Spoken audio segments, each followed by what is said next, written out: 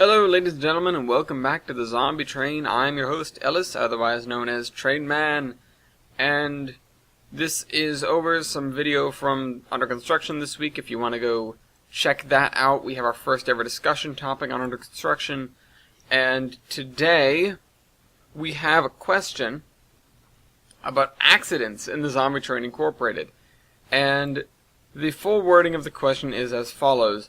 Did you ever have to deal with a massive crash like a head-on collision or boiler explosion? Eastrail asks.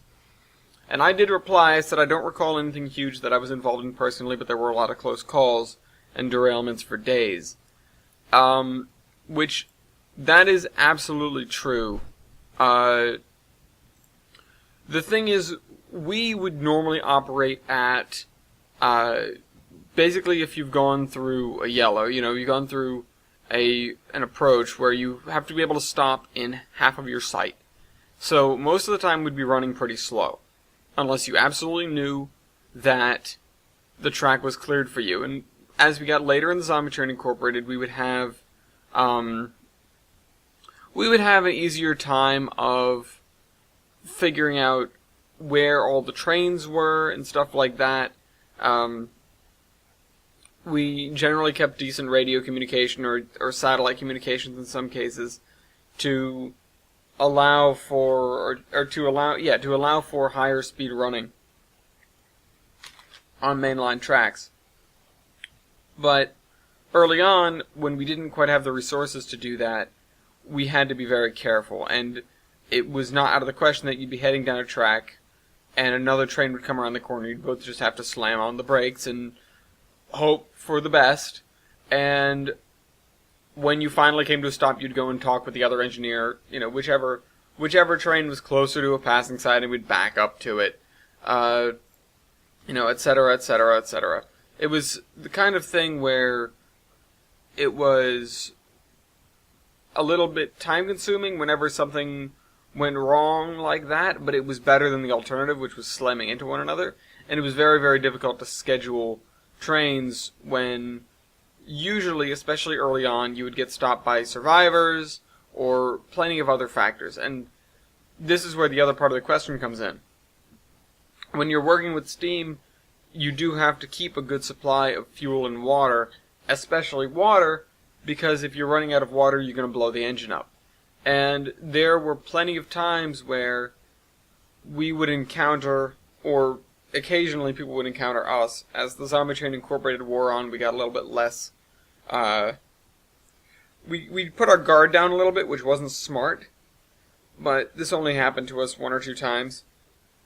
But we would encounter people who were doing whatever with their engine, and they ran short on water, and so they had to drop the fire and stop wherever, and send people in both directions to flag for, another train, and then when another train arrived, they would either push them to safety or go back and get water for them or something like that.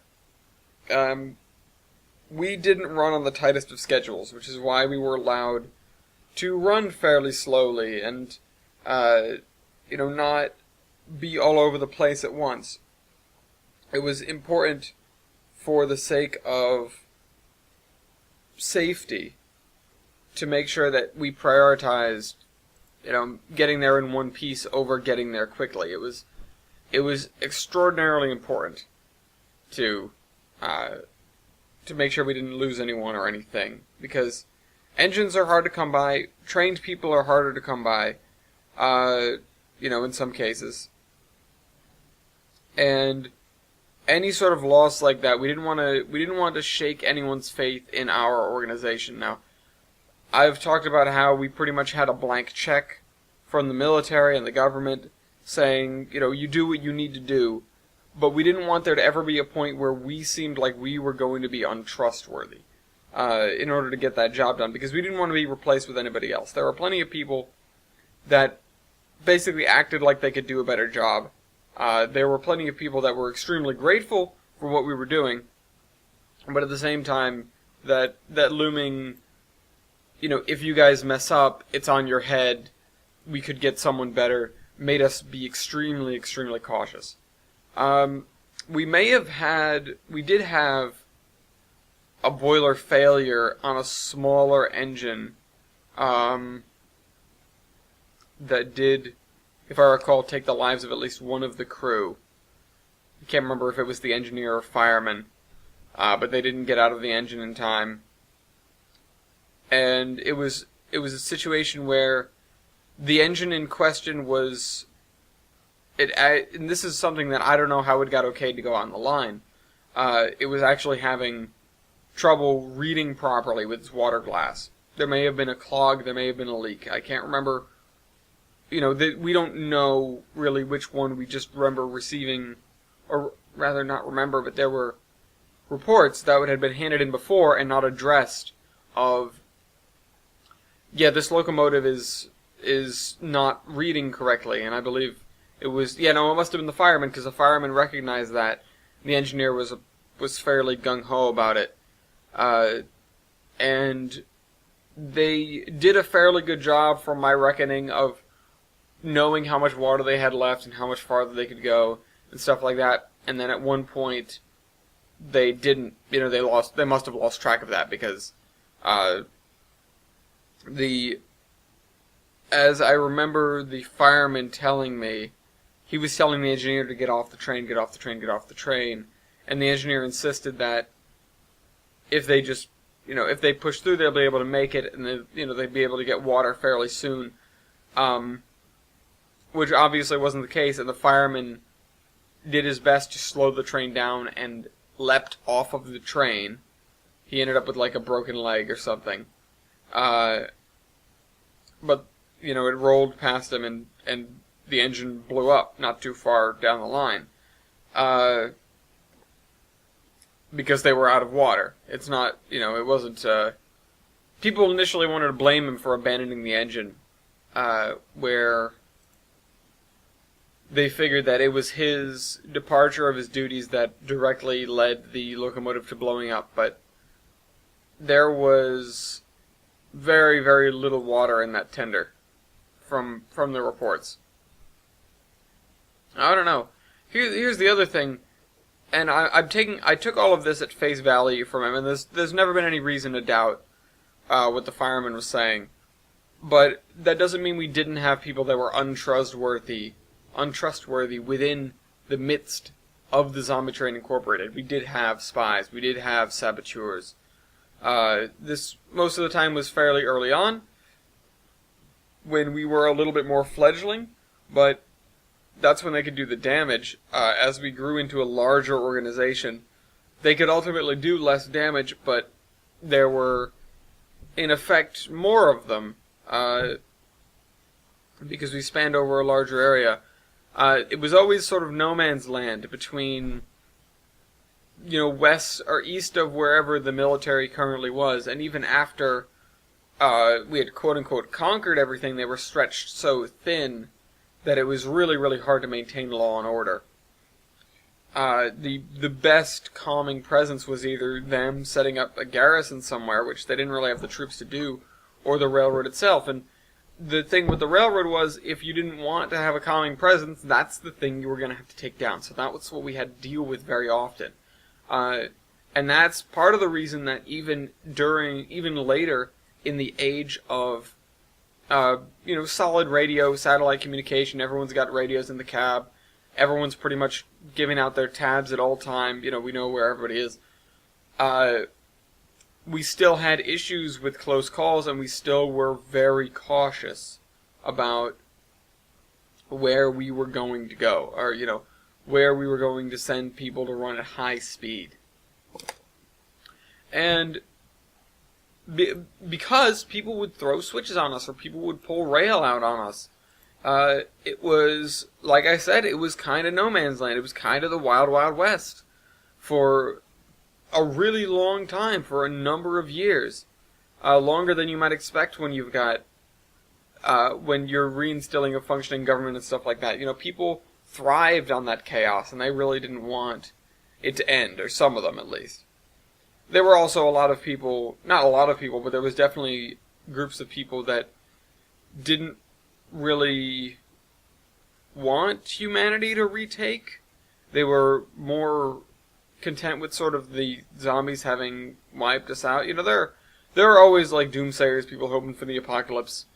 But when you're presented with the apocalypse, it actually gave these guys kind of a springboard to say, this is what it is. This is life now. We really should just submit to this next regime, which is the zombies. And obviously, I didn't agree with that.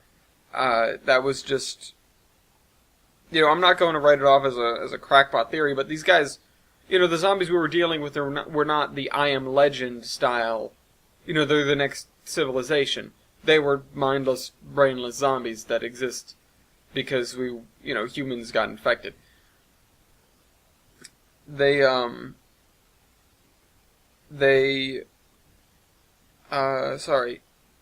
Yeah. But other than that, we never had a major accident with a major engine, pair, I guess. We did have, again, a couple of close calls, a couple of nudges here and there. I think a couple of smaller rear-end collisions. The thing is, you've got the entirety of the U.S. to deal with, and you only have so many engines. The actual running was pretty spread out. It was narrowed down to a handful of corridors, but even still, we were not the kind of operation where you'd sit down in railfan and see a dozen trains in a day. We were the kind of operation where you'd see a train every handful of days, probably. What's the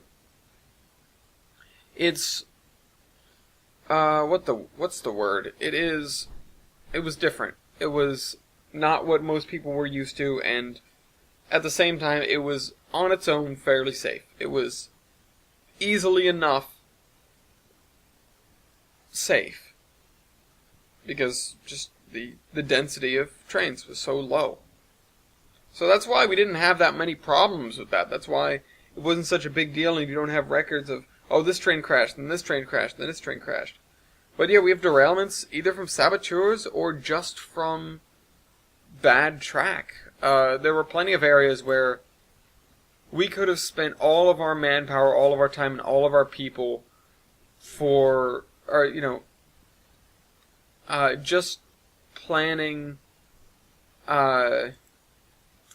just planning, or just doing maintenance of way work is what I was trying to say. I don't know why planning came into that, but we absolutely could have.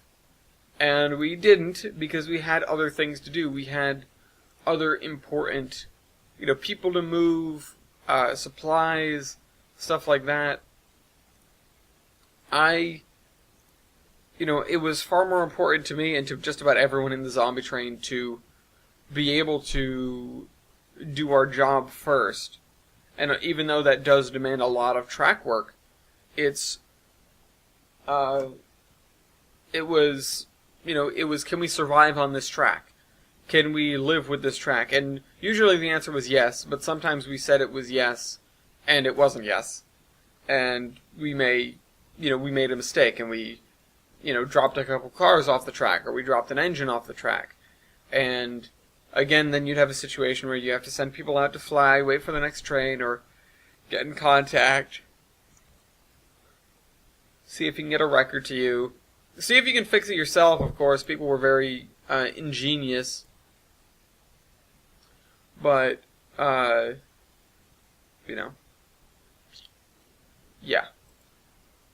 That's, it is what it is. It was what it was. It was, in those days, it was a lot more playing it by ear, a lot more playing it day to day. And I was so very thankful that the people that we usually brought on board, the people that we usually worked with, were not incompetent. And they knew how to get their jobs done. They were trained. They were dedicated.